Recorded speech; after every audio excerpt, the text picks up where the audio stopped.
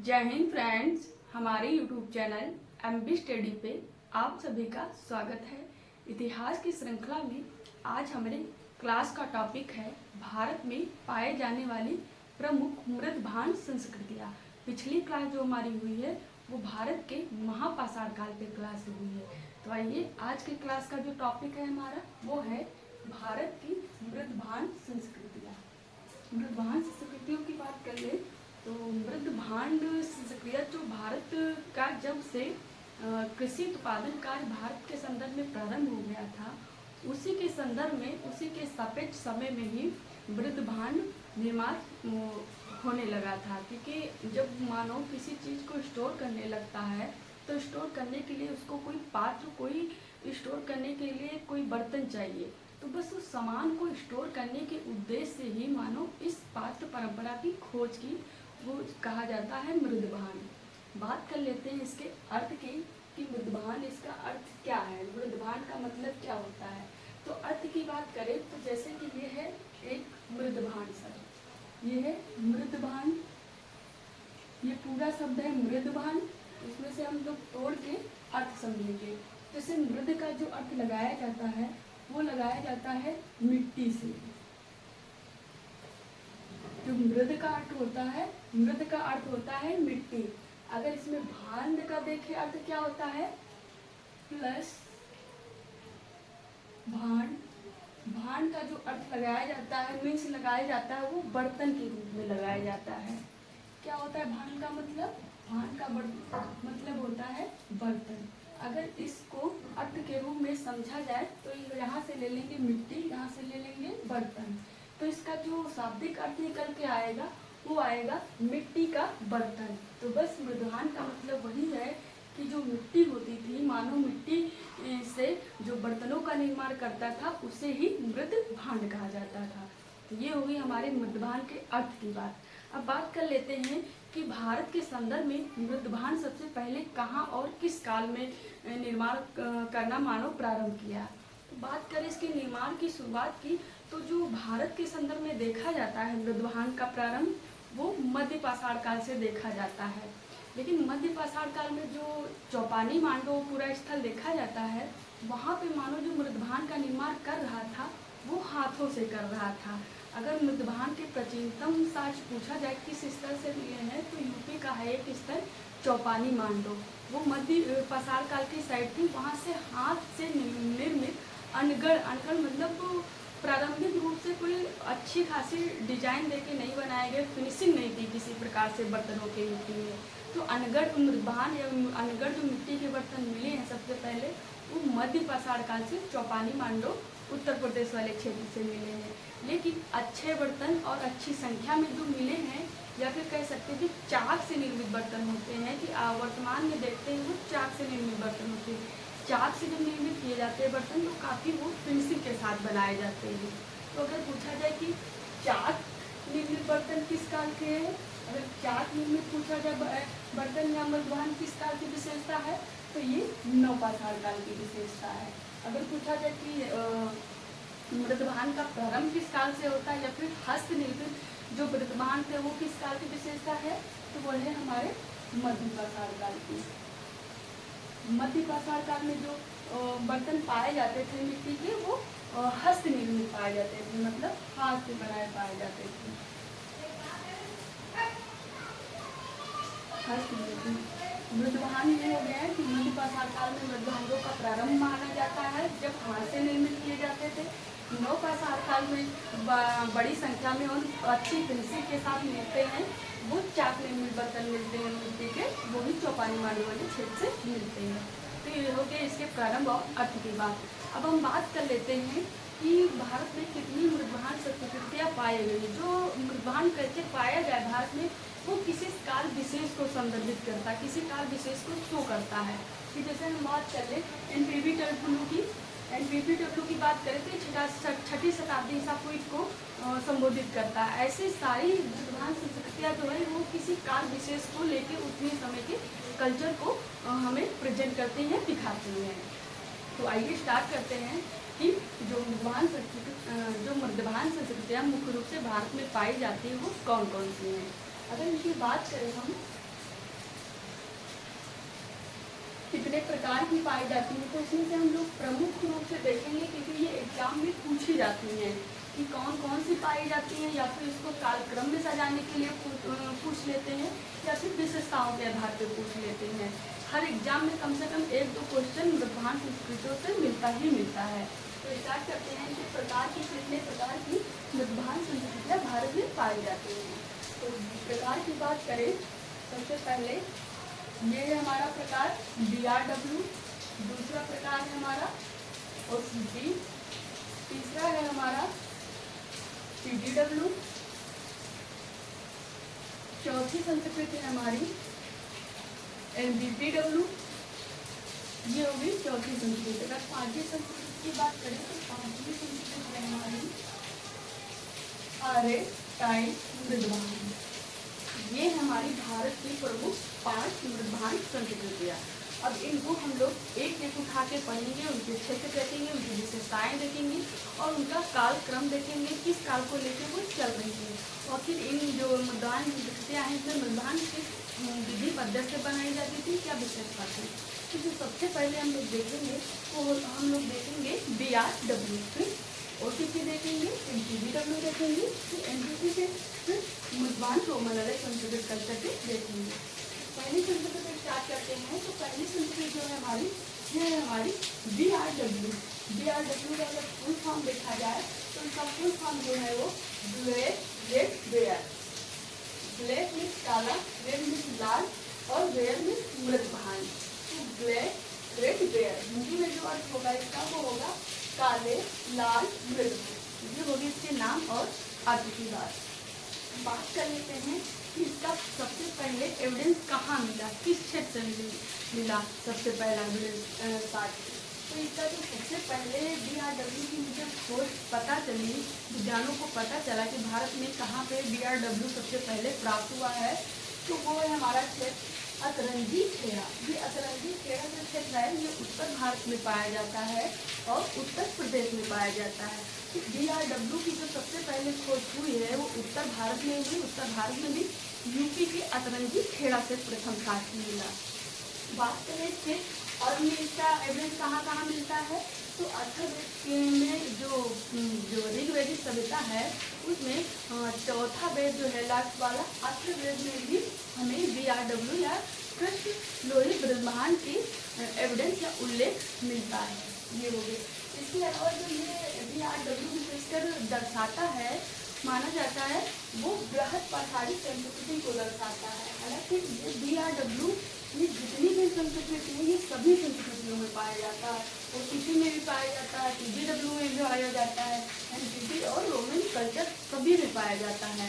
तो इसके नाम और इसके काल में बहुत विवादित है विद्वानों को लेकर, क्योंकि सभी कालों में पाया जाता है और सब इसका कोई क्रम स्पष्ट नहीं पाया जाता है। इस वजह से कुछ विद्वान इसको सबसे पहले रख देते हैं, कुछ विद्वान इसको सबसे लास्ट में भी रखते हैं। तो कुल मिला के जो आंसर में आया है BRW को सबसे पहले ही रखा जाता है लिखा जाने के क्रम में। तो इस BRW का कोई निश्चित समय नहीं माना जाता, लेकिन मोटे तौर पे जो कंटिन्यूजेट के रूप में औसतन विद्वान स्वीकार करते हैं BRW का समय वो बृहद पठारी संस्कृत मतलब 1000 ईसा पूर्व के आसपास वाला जो कल्चर था वहाँ पठारी संस्कृत उसमें स्वीकार किया जाता है। लेकिन ध्यान रखिएगा इसका कोई विशेष समय नहीं है, लेकिन एक बस मोटे तौर पे एवरेज के रूप में इसको स्वीकार किया जाता है, वो भी बहुत आलोचनात्मक दृष्टि से। तो इसके वो भी एविडेंस की बात की सबसे पहला जो मिला वो भी ये पूरी भारत से भी पाया जाता है BRW। उसके बाद अतरंगी खेड़ा से पहला साक्ष्य मिला। दूसरा ये अथर्ववेद में इसका भी उल्लेख मिलता है और ये बृहद पठारी संस्कृति को इंगित करता है या फिर प्रेजेंट करता है। बात करें क्षेत्र की तो यहाँ BRW किस क्षेत्र में भारत में पाया जाता है, तो ये जो पाया जाता है इसके क्षेत्र देखें तो ये लगभग पूरे भारत में देखने को मिलती है, लेकिन विशेषकर कुछ विशेष क्षेत्र देख लेते हैं जो एग्जाम में पूछे जाते हैं। जैसे कि ये क्षेत्र में प्रमुख क्षेत्र देख लेते हैं, तो जैसे कि ये है हमारा ईरान। ये ईरान जो साइड है ये बिहार की साइड है।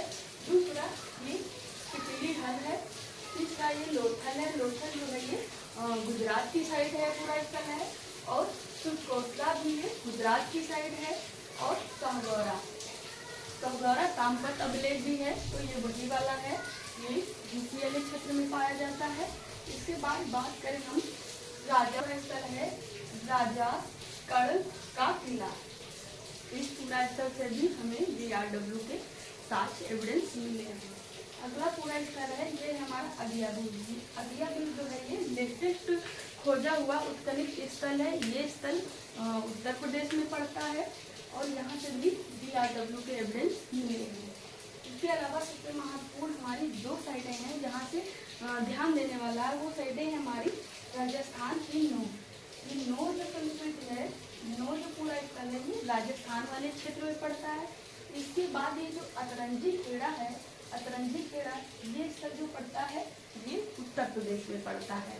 ये राजस्थान की साइड है, ये यूपी की साइड है। यहाँ के उत्खनन से जो क्रम प्राप्त हुआ है उसमें जो BRW की स्थिति पाई गई है वो OCP और PGW के बीच पाई गई है। तो इसके आधार पर इसका जो समय निर्धारित किया जाता है वही वेदरेज के रूप में ये महापाषाणी संस्कृति निर्धारित किया है। बाकी सभी जगह से BRW ऊपर मिला है। जैसे कि समझाने के लिए हम देखें तो जैसे ये समतल भूमि है, ये खुदाई की गई, ये लेयर हो गई, ये लेयर हो गई, ये लेयर हो गई। इसमें देखना है कैसे हुआ है। जैसे कि इसके ऊपरी लेयर से हमको OCP मिली है। OCP मतलब ये वाला बंदरभान मिला है और इसके नीचे जो मिली है वो BRW मिला है, BRW मिला है और इसके नीचे लेयर से PGW मिला है, PGW मिला है। तो ये पूरा स्थल है कहाँ, राजस्थान का नौर और अतरंजी खेड़ा, जहाँ जो BRW है OCP और PGW के बीच में मिला है। नहीं तो सब जगह पे OCP से ऊपर मिला है या फिर PGW के नीचे मिला है। इसका कोई खास निर्धारित क्रम नहीं है, लेकिन यहाँ पे देखा गया है कि BRW OCP और PGW के बीच मिला है। यह क्वेश्चन इम्पॉर्टेंट है। इम्पॉर्टेंट बन सकता है कि BRW कौन से पूरा स्थल से OCP और PGW के बीच में पाया गया है। तो स्थल है राजस्थान का नौर और अतरंगी खेड़ा। अब अगर BRW की तकनीकी की बात करें कि BRW के जो मेजबान थे उनको पकाया कैसे जाता था, तो BRW के जो मेजबान थे उनको उल्टा करके पकाया जाता था। इसको समझने के लिए जैसे कि ये हो गया हमारा मृदभांड, ये हमारा मृदभांड हो गया। मानो क्या करता है, यहाँ पे ऐसे ऐसे ऐसे ऐसे आग जलाता है। जब आग यहाँ जलाएगा जो हीट लगेगी इसमें मृदभांड में, तो ये इधर हीट लगेगी, इधर लगेगी, अंदर भी लग जाएगी, इधर लग जाएगी, इधर लग जाएगी, इधर लग जाएगी, लेकिन यहाँ तक हीट उतनी अच्छी नहीं पहुँच पाएगी। तो इस वजह से यहाँ पे जो मृदभांड पाए गए हैं इसके जो चारों ओर का ये वाला हिस्सा है, ये वाला हिस्सा जो पाया गया इस कल्चर का, वो पाया गया है काला, मतलब कि काला भी नहीं कह सकते हैं, थोड़ा चॉकलेटी कलर से पाया गया है।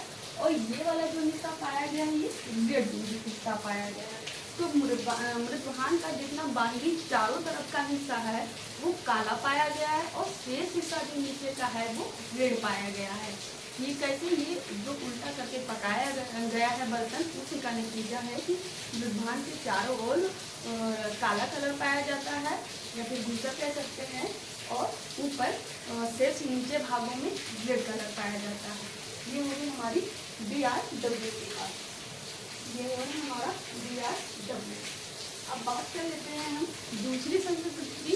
तो दूसरी वो संस्कृति है हमारी मृदभांड सेकंड संस्कृति। इसका नाम क्या है, तो इसका नाम है OCP। अगर OCP की हम फुल फॉर्म की बात करें तो OCP का जो फुल फॉर्म है वो है ओकल्ट कलर पोएट्री। क्या फुल फॉर्म है, ओकल्ट कलर पोएट्री।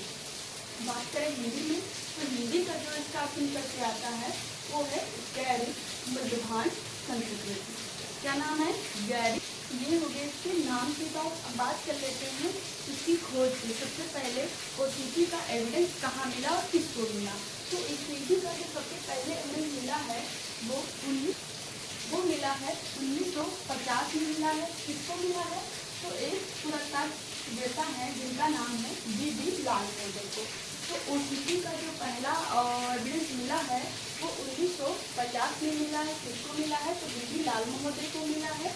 और कहाँ पे मिला है, तो ये जो मिला है ये यूपी के बिसौली में मिला है, राजपुर पश्चिम एरिया में मिला है। अब बात करते हैं कि जो ये बिसौली है ये कानपुर वाली जो एरिया है वहाँ पर माना जाता है। कानपुर उत्तर प्रदेश के अंतर्गत आता है। तो ये 1950 में बीबी लाल महोदय को सर्वप्रथम बिसौली राजपूत परचू वाले क्षेत्र में मिला है। अब बात कर लेते हैं कि जो OCP है इसका नाम कहाँ से पड़ा, तो इसका नाम जो पड़ा है ये हसीनापुर साइड है। हसीनापुर मध्य गंगा घाटी वाली साइड मानी जाती है। यहाँ से जो बीबी लाल महोदय को ये मृदभान कल्चर मिला है, एविडेंस मिला है, वहाँ से इसका नाम रखे हैं OCP। तो अगर नामकरण की बात आए किस स्थल से हुआ है तो हसीनापुर से हुआ है। खोज की बात आए सबसे पहले तो बीबी लाल महोदय ने बिसौली राजपूत परचू उत्तर प्रदेश वाली एरिया से किए थे। बात कर लेते हैं यहाँ पे कि इनकी विशेषता, तो गैरिक मृदभान जो है OCP है, माना जाता है कि ये काफ़ी समय तक पानी में डूबे रहने के कारण ये बेकार हो गई हैं, क्योंकि जो OCP के बर्तन हैं उनको अगर हाथ से छू लो तो उनका कलर और उनकी मिट्टी छूट जाती है। तो ये कुछ विद्वान तर्क देते हैं कि ये अच्छे से पकाया नहीं गया है, इस कारण ऐसा हुआ है, या फिर ये जो मृदभान कल्चर था ये अच्छा नहीं था, निम्न लोगों का, ग्रामीण लोगों का था, इसलिए ऐसा मतलब देखने को मिल रहा है। लेकिन कुछ अन्य विद्वान इसमें तर्क देते हैं जिनमें से नाम है HD संकालिया। उनका मानना है कि OCP के जो बर्तन हैं वो अच्छे ताप पे पकाए गए थे, सब कुछ अच्छा था। कुछ विद्वान कहते हैं कि अच्छे ताप पे नहीं पकाया गया था, इस कारण OCP के बर्तन उतने अच्छे नहीं हैं। लेकिन एक विद्वान है जिनका नाम है HD संकालिया। क्या नाम है? HD संकालिया। HD संकालिया का मानना है कि OCP के जो बर्तन हैं वो अच्छे बर्तन हैं और काफ़ी ताप पे पकाए गए थे, लेकिन जो OCP के बर्तन हैं ये काफ़ी टाइम तक जो दलदली वाली साइड होती हैं पानी में रहने के कारण इनका रंग और ये कलर छूट जाता है। तो उनकी गुणवत्ता में कमी नहीं है OCP के बर्तनों में, ये मानना है HD संकालिया सर का। उनका मानना है कि ये बर्तन जो अधिक टाइम तक पानी में भिगोए रहे हैं, पानी वाली साइड में रहे हैं, इस कारण इनका रंग छूटता है या कलर छूटता है, इनका ये तर्क है। अब बात कर लेते हैं OCP का जो संदर्भ लगाया जाता है OCP का, तो वो लगाया जाता है ऋग्वैदिक सभ्यता से, ऋग्वैदिक हड़प्पा सभ्यता के आसपास से लगाया जाता है। लेकिन उससे पहले हम लोग क्षेत्र विस्तार की बात कर लेते हैं कि जो OCP का क्षेत्र विस्तार पाया जाता है वो कहाँ पाया जाता है। तो अगर क्षेत्र की बात करें तो OCP के बर्तन कहाँ कहाँ पाए जाते हैं, तो ये गाड़ेश्वर पर पाए जाते हैं, क्योंकि यहाँ पर मुख्य साइड ही हम लोग देखेंगे।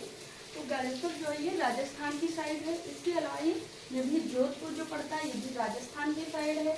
इसके अलावा सैपाई ये जो उत्तर भारत में यूपी वाला साइड है वहाँ पे पाए जाते हैं। अम्बाखेड़ी से पाए जाते हैं। इसके अलावा हैदराबाद से पाए जाते हैं और तुरंत जयपुर से पाए जाते हैं। ये पूरा स्थल है जहाँ से OCP के साथ मिलते हैं। इसके अलावा ये अतरंगी खेड़ा से मिलता है और अतरंगी खेड़ा से माना जाता है कि यहाँ पे OCP के काल में जो अतरंगी खेड़ा से OCP के बर्तन मिले हैं उनके साथ में धान, जौ और दाल के भी साक्ष्य मिले हैं। कहाँ के साक्ष्य मिले हैं? तो धान, जौ और दाल के साक्ष्य मिले हैं अतरंगी खेड़ा से OCP वाले कल्चर से।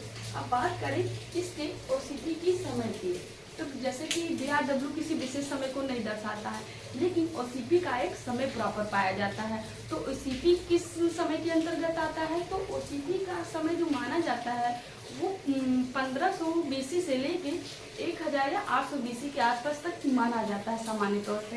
वो ऐसे कह सकते हैं कि जो हड़प्पा कल्चर था, तो हड़प्पा कल्चर के समाप्ति के बाद, तो हड़प्पा कल्चर जो समाप्त होता है हमारी हड़प्पा सभ्यता, तो वो 1750 के आसपास, 1750 BC के आसपास समाप्त होती है। तो उस हड़प्पा से लेके ये जो ताम्रपाषाण कल्चर माना जाता है उसके बाद उसके बीच का जो समय माना जाता है वो OCP का समय माना जाता है। तो इसका जो समय माना जाता है हड़प्पा बाद का, या फिर उत्तर हड़प्पा कह सकते हैं, जैसे कि उत्तर हड़प्पा और ताम्रपाषाण। इसका जो समय माना जाता है उत्तर हड़प्पा के इंडिक समय से लेके पूरा ताम्रपाषाण काल तक जो समय माना जाता है वो माना जाता है ओसीपी का समय माना जा सकता है। इसको ऋग्वैदिक जो सभ्यता थी, ऋग्वैदिक का समय जैसे माना जाता था 1500 बीसी से लेके 1000 बीसी माना जाता था, तो उसके अंतर्गत भी इस सभ्यता को रखा जा सकता है, क्योंकि ये क्वेश्चन किस तरीके से पूछ दिया जाता है कोई अता पता नहीं है। तो इसको ऋग्वैदिक ही, क्योंकि उत्तर वैदिक काल में इसको नहीं ले जा सकते हैं, ऋग्वैदिक काल ऑप्शन आ जाता है, तो ऋग्वैदिक के अंतर्गत ओसीपी को आप रख सकते हैं। अब बात कर लें कि ओसीपी का जो सामाजिक जीवन था वो कैसा था। तो इसका जो सामाजिक जीवन था वो पूर्ण ग्रामीण जीवन था। यहाँ पे शहरी कर्ण के तनिक भी एविडेंस देखने को नहीं मिलते हैं, यहाँ पे प्योर ग्रामीण जीवन पाया जाता था। तो ये हो गई हमारी बात ओसीपी की। ओसीपी की खास काल विशेषता क्वेश्चन की दृष्टि क्या हो जाएंगी। इसकी खोज सबसे पहले कहाँ हुई, तो 1950 में बिसौली यूपी में हुई। और इसके बाद करने की जो अतरंजी खेड़ा इसका साइड है, वहाँ से धान जौ दाल के साक्ष्य मिले। और इसके समय जो माना जाता है वो माना जाता है उत्तर हड़प्पा से लेके ताम्रपाषाण काल तक माना जाता है। तो या फिर कह सकते हैं 1500 बीसी से लेके 1000 बीसी, ये जो समय माना जाता है ये ओसीपी का माना जाता है, या फिर उत्तर हड़प्पा से ताम्रपाषाण काल तक माना जाता है। उसके बाद ये पूर्ण ग्रामीण जीवन था ओसीपी का कल्चर। ये होगी हमारी दूसरी संस्कृति। अब तीसरी की बात करें, तीसरी है हमारी पीजीडब्ल्यू। पीजीडब्ल्यू तो और भी महत्वपूर्ण है। पीजीडब्ल्यू कैसे महत्वपूर्ण है कि जैसे जो ये ओसीपी कल्चर है, ओसीपी कल्चर जब पीजीडब्ल्यू की खोज नहीं हुई थी तो ओसीपी और एनपीबीडब्ल्यू का जो समय आता था वो अंधकार युग के नाम से जाना जाता था, क्योंकि कोई कल्चर ही नहीं मिल रहा था। तो माना जा रहा था कि ओसीपी के बाद डायरेक्ट 6ठी शताब्दी ईसा पूर्व के साक्ष्य मिलते थे पूरा स्थल से। और ये बीच का जो काल था उस जैसे कि 1000 से लेके 6ठी शताब्दी बीसी तक जो समय माना जाता था वो अंधकार युग माना जाता था, क्योंकि ये सभ्यता की जानकारी ही नहीं हुई थी। तो माना जाता था कि बस ओसीपी के बाद डायरेक्ट एनपीपीडब्ल्यू के लोग पूरा स्थलों पे रहने लगे हैं। लेकिन जब इस सभ्यता की, इस मृदुहान कल्चर की खोज हो गई तो ये पर्दाफाश हो गया कि नहीं, ओसीपी के बाद एनपीपीडब्ल्यू नहीं आया, ओसीपी के बाद पीजीडब्ल्यू आया, फिर जाके एनपीपीडब्ल्यू आया है। तो ये एक तो पर्दाफाश किया हमारा पीजीडब्ल्यू कल्चर। पीजीडब्ल्यू की बात कर लें तो पीजीडब्ल्यू का अर्थ लगाया जाता है। तो अगर धान कल्चर है, इसके फुल फॉर्म की बात करें तो इसका फुल फॉर्म है P for printed, G for grey और W for ware. Printed grey ware इसका फुल फॉर्म है तीसरी कल्चर मृदुहान की। बात करें हिंदी में इसका जो अर्थ है क्या है, इसका फुल फॉर्म क्या है, तो हिंदी में जो इसका फुल फॉर्म है वो है पी फॉर चित्रित, जी फॉर ग्रे था घूसर और डब्ल्यू फॉर मृदुभान। तो हिंदी में इसे कहते हैं चित्रित, घूसर, मृदुभान। जैसे ओसीपी कहा था ओकर, कलर, पोएट्री, हिंदी में गैरिक, मृदुभान। तो वैसे पी फॉर चित्रित, जी फॉर घूसर, डब्ल्यू फॉर मृदुभान, प्रिंटेड, ग्रीवेयर, मृदुभान।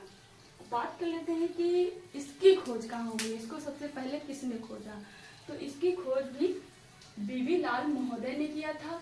कब किया था, तो इसकी जो खोज की थी वो आइछत्र जो पड़ता है ये उत्तर प्रदेश में पड़ता है। उत्तर प्रदेश में भी कहाँ, तो बरेली, रामनगर कस्बे में पड़ता है। तो जो पीजीडब्ल्यू की खोज किए हैं वो बीबी लाल महोदय ने किया है। कब किया है, तो ये उत्तर प्रदेश का एक जिला है बरेली, बरेली में भी कहाँ, तो वो रामनगर कस्बे में। ये जो पड़ता है ये यूपी में पड़ता है, यूपी के में कहाँ पे, बरेली में, और रामनगर कस्बे में पड़ता है। तो ये होगी खोज और पहले एविडेंस की। इसका पीजीडब्ल्यू का एविडेंस कहाँ से मिला, ये पूछा गया है, कई बार पूछा गया है एग्जाम में। तो आइछत्र से मिला है, यूपी के बरेली से मिला है। अब बात कर लेते हैं जो सबसे ज्यादा मिले हैं पीजीडब्ल्यू के साथ, ये खोज की बात है, पहला एविडेंस मिला है। जो सबसे ज्यादा मिले वो किस स्तर से मिला है, तो वो मिले हमारे हस्तिनापुर से। हस्तिनापुर जो साइट मिलती है ये भी उत्तर प्रदेश की साइड, गंगा घाटी वाली साइड मानी जाती है। और यहाँ पे जो औजार मिले हैं वो बीबी लाल महोदय को जो मिले हैं वो 1954 ईस्वी में मिले हैं। 1954 में जो एविडेंस मिले हैं पीजीडब्ल्यू के वो सबसे ज़्यादा मिले हैं, मतलब काफ़ी संख्या में मिले हैं। तो ऐसा माना जाता है कि हस्तिनापुर पीजीडब्ल्यू का निर्माण, मृदवाहन कल्चर का निर्माण केंद्र था क्या, ऐसा क्वेश्चन होता है। तो ये हस्तिनापुर साइड हो गया, यहाँ से सबसे पहला क्षेत्र से मिला है और सबसे ज़्यादा हस्तिनापुर से मिला है। इसके अलावा हस्तिनापुर से हमें धान के अधजले साक्ष्य मिलते हैं। हस्तिनापुर से धान के अधजले साक्ष्य मिलते हैं बिबिला महोदय को। ये होगी बात।